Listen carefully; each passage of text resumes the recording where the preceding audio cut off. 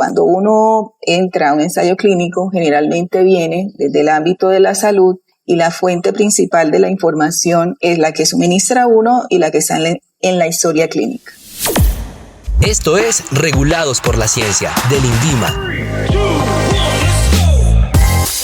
El podcast que promueve el conocimiento basado en la evidencia. En esta primera temporada, más allá del protocolo, tendremos una mirada profunda al papel de la ciencia en las normas y la toma de decisiones.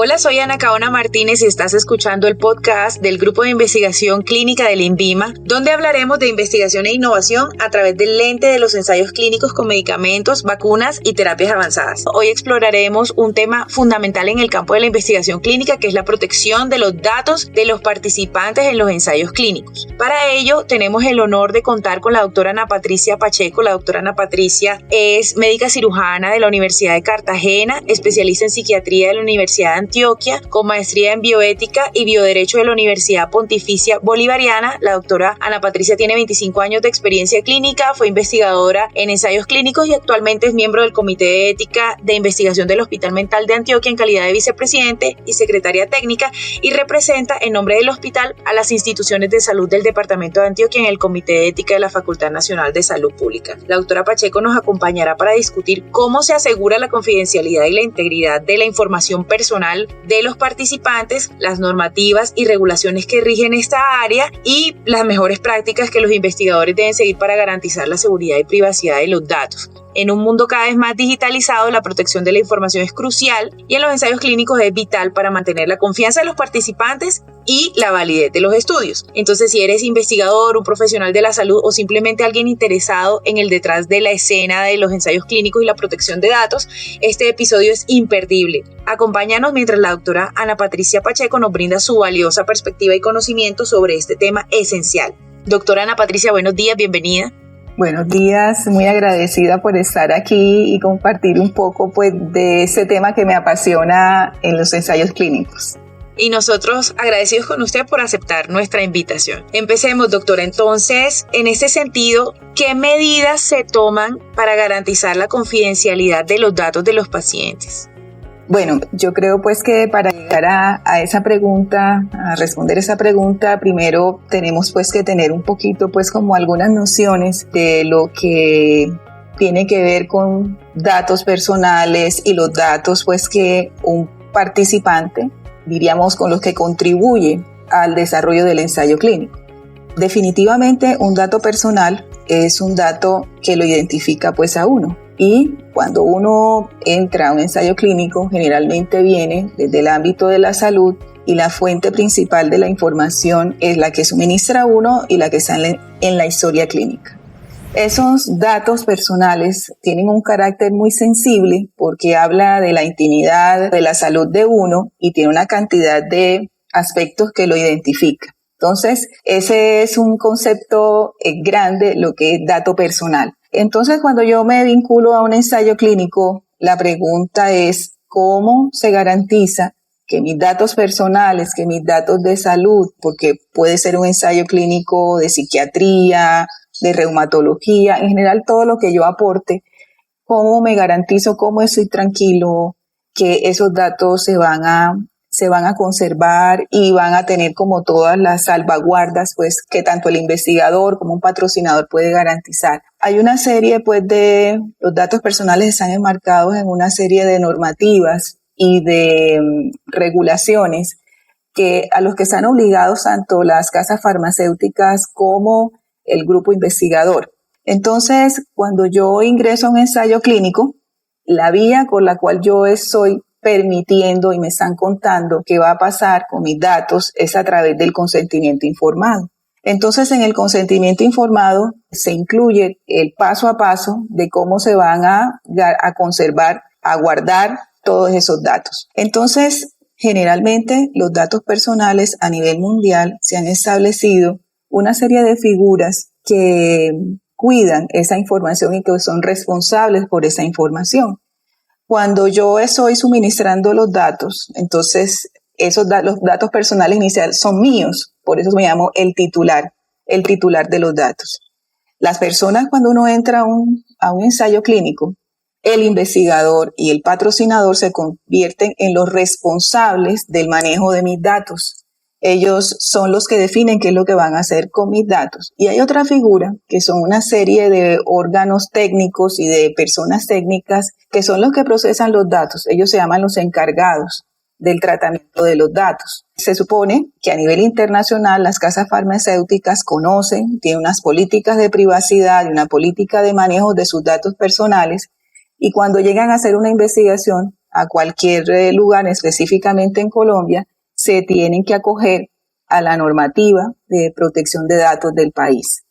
Entonces, cuando se entra al ensayo clínico, se nos plantea desde el consentimiento informado cómo se van a proteger esos datos y qué salvaguardas hay para esa información. Listo, doctora. Entonces es claro que el patrocinador es el responsable, que hay unas personas que gestionan, analizan los datos y que el participante sigue sosteniendo derechos sobre la información que accedió a entregar, ¿cierto? Entonces, ¿qué recursos existen para los participantes que tienen inquietudes sobre la protección de sus datos? Aquí los comités de ética tienen un rol muy importante, entonces expliquémosle a nuestros oyentes qué son los comités de ética y qué rol juegan ellos, tanto en la protección del participante como la protección también de los datos del mismo. Un comité de ética en investigación son unos organismos independientes del manejo de la casa farmacéutica, del accionar de un equipo investigador, independientes para evaluar y analizar una investigación en salud, una investigación, en ese caso, un ensayo clínico. Sus decisiones están orientadas siempre a salvaguardar los derechos y la seguridad de una persona que se convierte en un participante en investigación. Ellos, los comités de ética, están conformados por unos miembros que tienen toda una formación en ética y en campos de la investigación, en metodología de la investigación, en química, hay de abogados también, porque toda la investigación está enmarcada en un marco jurídico, y ese órgano ejerce unas funciones de garantía para una persona, para un participante que ingresa a un ensayo clínico. Entonces, en realidad, el comité de ética se pone siempre en los zapatos de un participante y garantiza, es una tranquilidad que se le da a un participante para que ingrese a una investigación, que se sienta seguro y que sienta pues que esa investigación le va a aportar un beneficio o por lo menos no le genere un daño a su salud y a su integridad. Entonces, uno de los componentes de la integridad como personas son esos datos. En este momento, nuestros datos personales son un insumo, son valiosos y por eso los tenemos que proteger tanto como nuestra integridad física.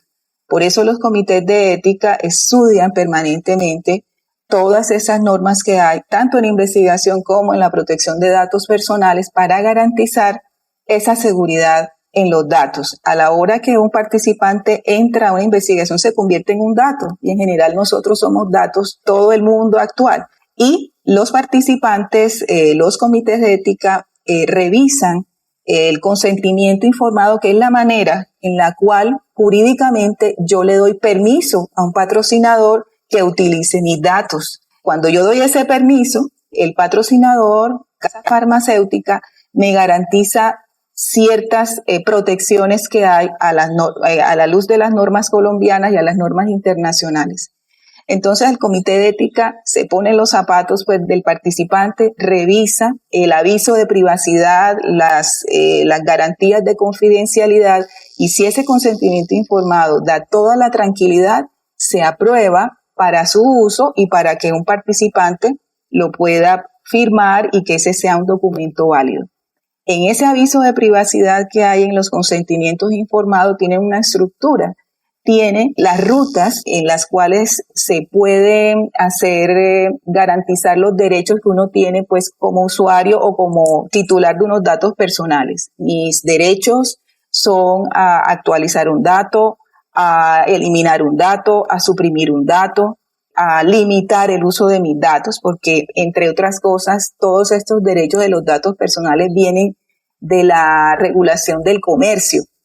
porque hágase de cuenta usted que usted quiere hacer reclamos con respecto pues a transacciones económicas, pues eso es un poco similar, porque en ese momento sus datos son valiosos. Entonces usted tiene derecho a actualizar, a suprimir, a que eliminen unos datos, a que limiten esos datos. El patrocinador lo sabe y de eso tiene que dar fe en ese aviso de confidencialidad. La ruta inicial para que usted pueda acceder a todos esos derechos es inicialmente el contacto que tiene con el investigador principal, que es la persona quien está en contacto directo con sus datos. Luego está el patrocinador, la casa farmacéutica que está a cargo del desarrollo del estudio, están las CRO, que son las compañías que organizan la investigación, y en Colombia está la figura de la Superintendencia de Industria y Comercio. Por eso le hablé un poco del concepto de los datos como parte pues de un insumo del comercio, y por eso en Colombia la figura a la cual uno puede hacer reclamos, inclusive para las dudas con respecto a los datos de mi investigación, es la Superintendencia de Industria y Comercio. En Colombia, el Superintendente de Industria y Comercio ejerce una figura a nivel internacional de garantía de protección de datos que se llama oficial de datos, oficial de protección de datos. Entonces, el Superintendente de Industria y Comercio en Colombia es el mismo oficial de protección de datos. Los comités de ética pedimos siempre que se establezca en el consentimiento informado los datos de contacto de la superintendencia, sea por vía correo electrónico o por acceso pues telefónico. Entonces están todas esas opciones para cuando uno tiene dudas o reclamos con respecto al manejo de datos en una investigación.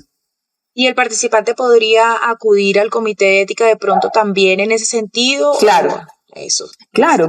Esa es también la figura, ese es otro contacto en el cual inicialmente, pues luego pues de hacer como todas las preguntas o todas las dudas, si no se resuelven, está el Comité de Ética en Investigación para responder las dudas, instaurar quejas que el participante tenga con respecto al desarrollo de la investigación. Claro que sí.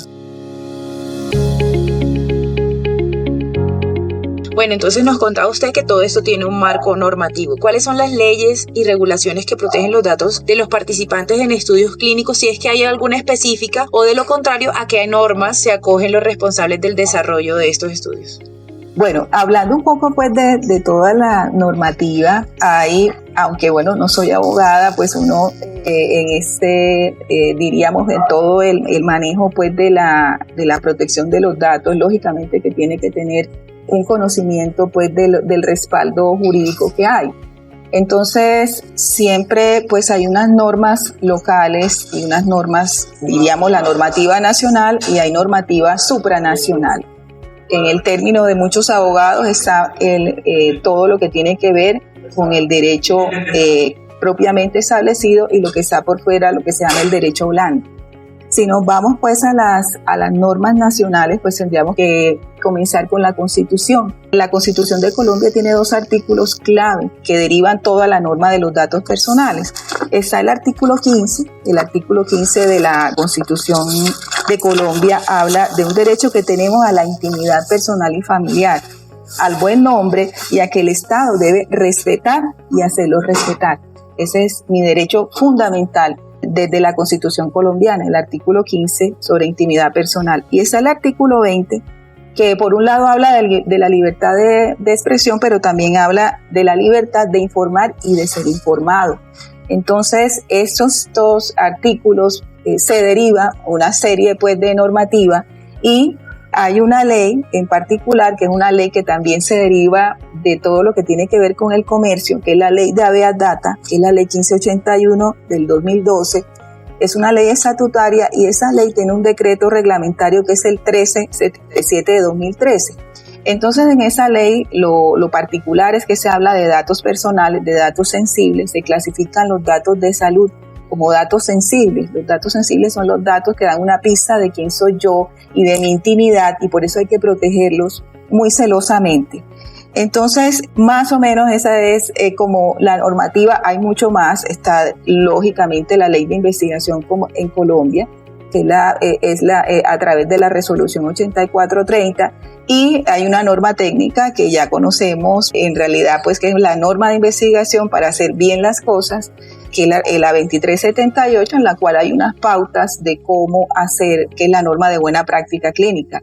Todas esas normas vienen derivadas de otra normativa a nivel internacional, y en particular en el ámbito europeo, que siempre hay unos desarrollos jurídicos bastante fuertes con respecto a la protección de datos personales. Sabemos que en general Europa es la que está siempre a la vanguardia pues, de todo lo que tiene que ver con la protección de datos, y desde el 2018 está vigente el Reglamento General de Protección de Datos Personales. Como Colombia establece relaciones comerciales con el espacio europeo, con el ámbito europeo, ese reglamento obliga a Colombia a conocer y a orientarse también bajo esta norma, que es el Reglamento General de Datos Personales. Otro tipo pues de regulaciones o de acuerdos o de declaraciones a nivel internacional, lógicamente la ética, la investigación y la bioética está en clave con los derechos humanos. Todo de lo que estamos hablando aquí de protección de datos personales son derechos humanos.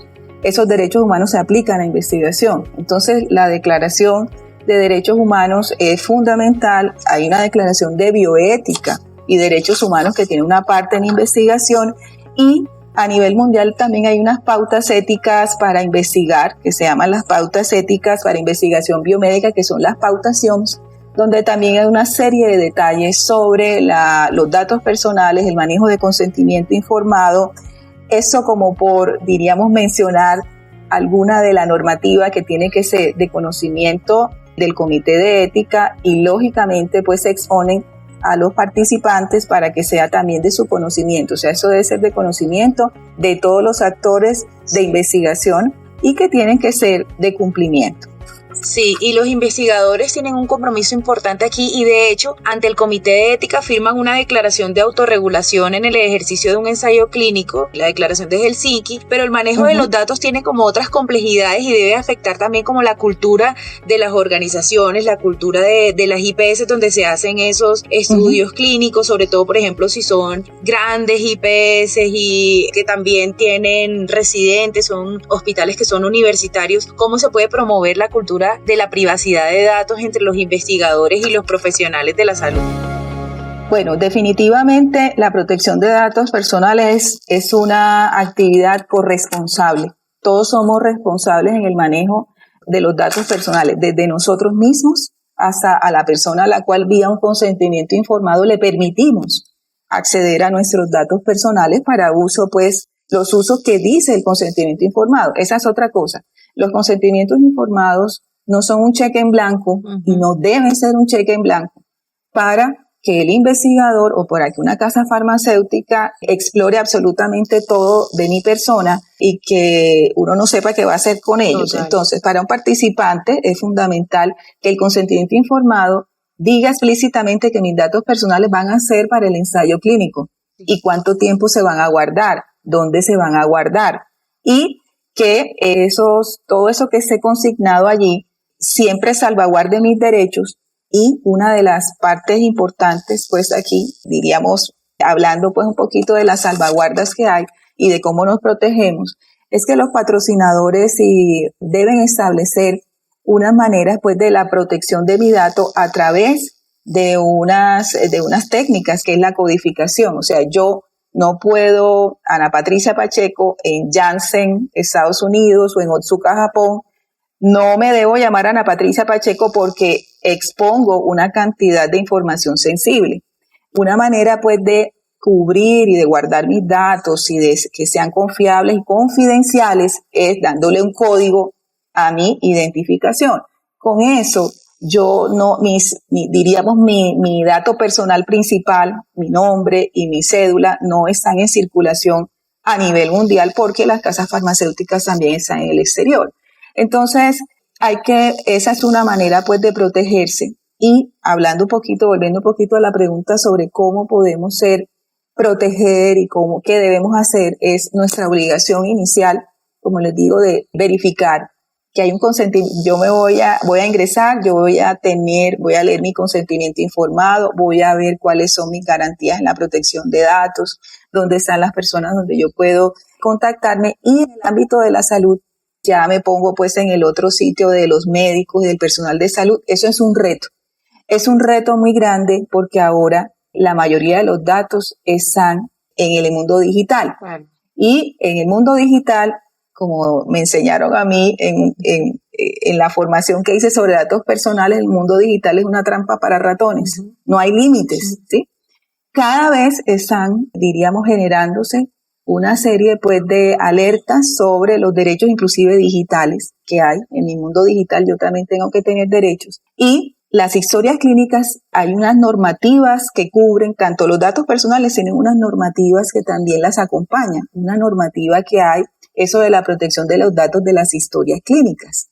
Entonces, los médicos dentro de su código de ética médica y todo el personal debe saber que la información de una historia clínica es una información privada y solamente le pertenece a la persona. Vuelvo y les digo, el consentimiento informado me permite a mí acceder a los datos de mi paciente, pero ese es el único fin que yo tengo que hacer. Esa información no puede estar circulando aparte del ambiente médico, porque está violando todos esos derechos que hemos visto a la intimidad, a la no discriminación, porque cuando yo inclusive puedo revelar mis datos personales, eso puede generar una cantidad de comentarios y de cosas que no observan los principios éticos, diríamos, en el ámbito médico. Es un reto porque mi historia clínica, yo estoy, por ejemplo, en una sala de espera de una EPS, me llaman por el nombre en altavoz, ¿sí? Sí. La sala secretaria,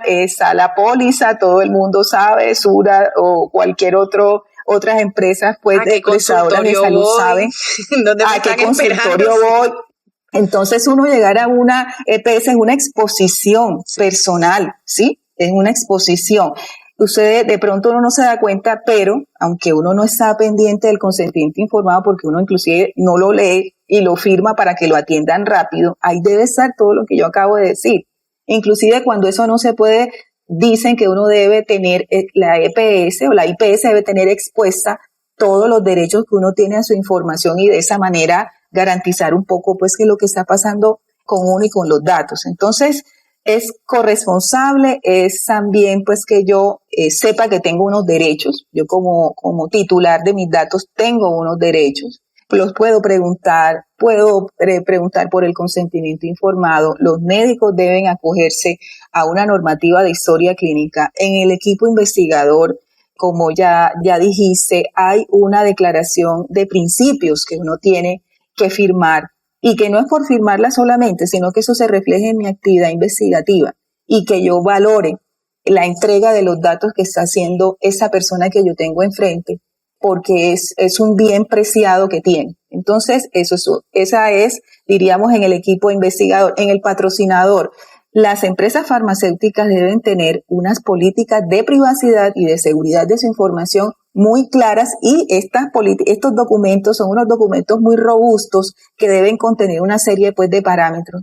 Hay además una normativa, por ejemplo, para salvaguardar la protección a nivel de lo que llaman la norma ISO. Hay una norma ISO inclusive que no dije anteriormente de política de privacidad de la información, tanto la información física como la información digital. Entonces, con seguridad los patrocinadores y las casas farmacéuticas ya saben que tienen que mantener todos unos códigos y todas una serie pues de prevenciones a la hora de manejar datos personales. Además que todo en el ámbito informático también hay una serie pues de prevenciones que hay, lo que ellos llaman los cortafuegos, la codificación, el cifrado, la anonimización, que son procesos que blindan de que otras personas estén tratando de entrar a quedarse con mi información. Ese es un ejercicio permanente que tienen que hacer las grandes empresas para velar por su seguridad informática.